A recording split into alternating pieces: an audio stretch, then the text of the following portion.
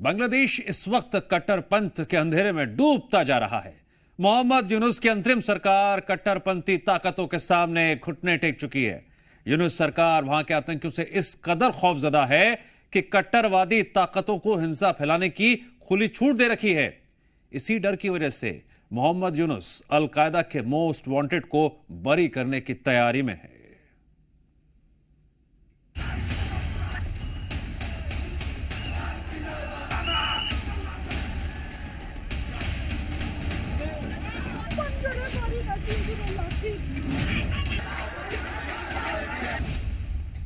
कट्टरपंथियों के आगे मोहम्मद यूनुस का सरेंडर।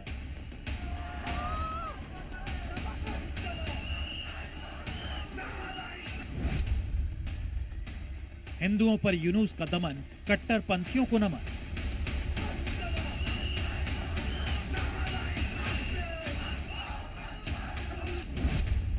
बांग्लादेश में कट्टरवादी ताकतों को खुली छूट।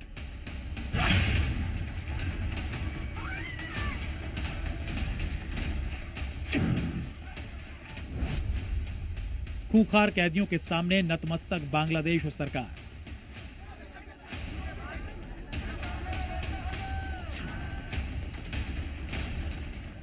बांग्लादेश में इस वक्त जो हालात हैं वो साफ इशारा कर रहे हैं कि वहां हिंदू अल्पसंख्यकों का अस्तित्व खतरे में पड़ता जा रहा है। बांग्लादेश में हिंदुओं को खुलेआम धमकाया जा रहा है, सरेआम मारा पीटा जा रहा है।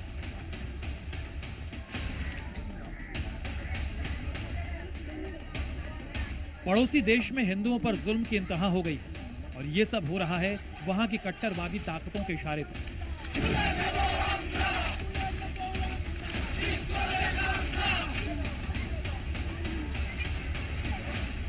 अब तक तो बांग्लादेश की मोहम्मद यूनुस सरकार कट्टरपंथी ताकतों और जमातियों के अत्याचार पर सिर्फ चुप ही थी, लेकिन अब तो उनके सामने घुटने टेकती नजर आ रही है। मोहम्मद यूनुस, जिन्हें किसी समय बांग्लादेश में उदार नेता माना जाता था, अब वो कट्टरपंथियों के सामने पूरी तरह झुकते नजर आ रहे हैं। सलाखों के पीछे मौजूद कट्टरपंथियों को रिहा करने की प्रक्रिया में जुट गए। वो कट्टरपंथी जो अपने खूंखार क्राइम रिकॉर्ड की वजह से जेल में कैद थे, अब एक एक करके रिहा हो रहे हैं। इस लिस्ट में जो सबसे नया नाम जुड़ा है वो है मेजर सैयद मोहम्मद जियाउल हक का। कभी बांग्लादेश आर्मी में रहा ये मेजर सेना का वही अधिकारी है जिसे टेरर लिंक मिलने पर बर्खास्त किया गया था।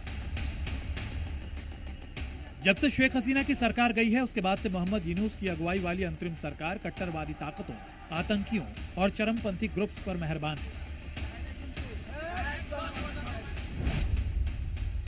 मोहम्मद यूनुस सरकार ने बांग्लादेश सेना के बर्खास्त मेजर सैयद जियाउल हक को बरी करने की प्रक्रिया शुरू कर दी है। बर्खास्त मेजर सैयद जियाउल हक अल-कायदा से जुड़ा हुआ है और ये ढाका में फरवरी 2015 में हुए आतंकवादी हमले में शामिल था। मेजर जियाउल हक अमेरिका का मोस्ट वांटेड है और इस पर 2021 में अमेरिका ने $5 मिलियन का इनाम रखा है। ढाका में जो अटैक हुआ था उसमें एक अमेरिकी नागरिक की भी मौत हुई थी। बताया जाता है कि इस हमले की जिम्मेदारी अल-कायदा से इंस्पायर्ड आतंकी ग्रुप अंसारुल्लाह टीम ने यहां पर ली थी और उसके बाद से ही अमेरिकन एजेंसियां जियाउल हक के पीछे पड़ गई थी। पर बताया जाता है कि इस हमले के बाद जियाउल हक पाकिस्तान भाग गया था और अब मोहम्मद यूनुस सरकार बांग्लादेश में आने के बाद जियाउल हक ने बांग्लादेश में शरण ले ली है।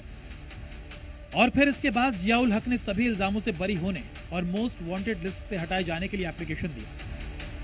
बांग्लादेश की अंतरिम सरकार पर यह इल्जाम लगातार लग रहे हैं कि वो कट्टरवादी ताकतों को हवा दे रही है। पिछले साल अगस्त में शेख हसीना सरकार के सत्ता से बेदखल होने के बाद हिंदुओं और मंदिरों को भी निशाना बनाने की खबरें लगातार आ रही हैं। कट्टरपंथियों की रिहाई के मामले में जियाउल हक का नाम पहला नहीं। इससे पहले भी नफरती जमात पर यूनुस सरकार ने मेहरबानी दिखाई है। यूनुस सरकार ने अंसारुल्लाह बांग्ला टीम के नेता जशीमुद्दीन रहमानी को बरी किया था। अपनी रिहाई के ठीक बाद रहमानी ने सार्वजनिक तौर पर भारत में जिहाद और गजवाए हिंद का आह्वान किया था। जब से मोहम्मद यूनुस सत्ता में आए हैं उन्होंने कई कट्टरपंथियों को जेल से आजाद किया है। इसके अलावा जो 700 कैदी तख्ता पलट के वक्त जेल तोड़कर फरार हुए थे वो अब भी खुलेआम घूम रहे हैं और उनको पकड़ने के लिए यूनुस सरकार कोई कवायद नहीं कर रही है। और अब जियाउल हक को बरी करने की कवायद से कट्टरपंथी ताकतों को बड़ा तोहफा मिल गया है।